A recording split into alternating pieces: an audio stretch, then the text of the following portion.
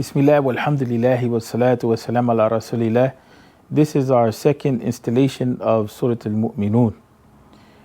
We mentioned before that Surah Al-Mu'minun was revealed in Mecca, and simply put, that means that its central themes are going to focus on the foundations of Iman, on the foundations of our belief. And in specific, Surah Al-Mu'minun focuses on themes that relate to Tawheed, the oneness of Allah wa ta'ala, al-Risala or prophethood, and al-Ba'th or the issue of resurrection, which is a main concern for the human being. We said also that of the aim of this surah is to highlight the purpose of the human being in this world and the qualities that the believers have, as well as the qualities that those who reject the message have. The first ayat of the surah, قَدْ أَفْلَحَ الْمُؤْمِنُونَ, is stated in the past tense to demonstrate that it is a reality which there's no doubt in.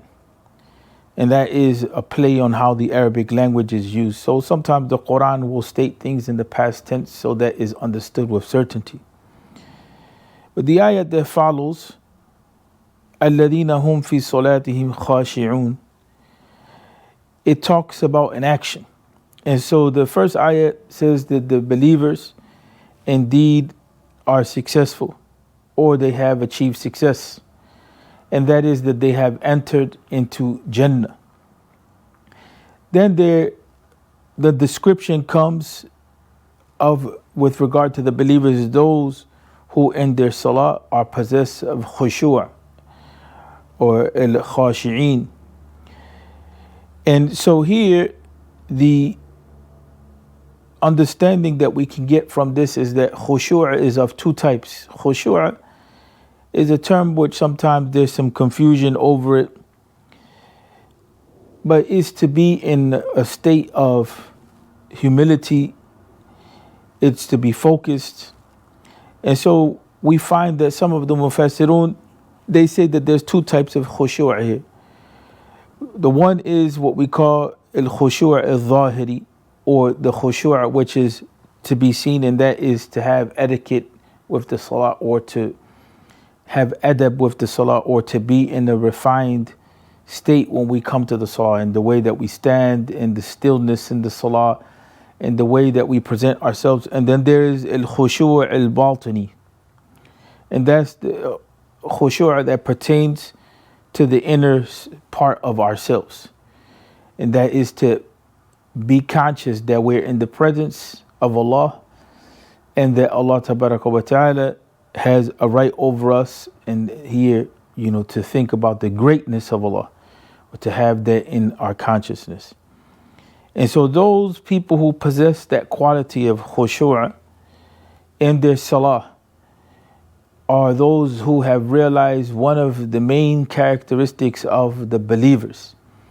And we know that the salah itself comes from that term sila. It's a connection between ourselves and Allah, and is one of the greatest testimonies, is one of the greatest points of verification, proofs, is one of the greatest clear indications that someone is believing in the unseen, believing in Tawheed, the one who upholds the salah.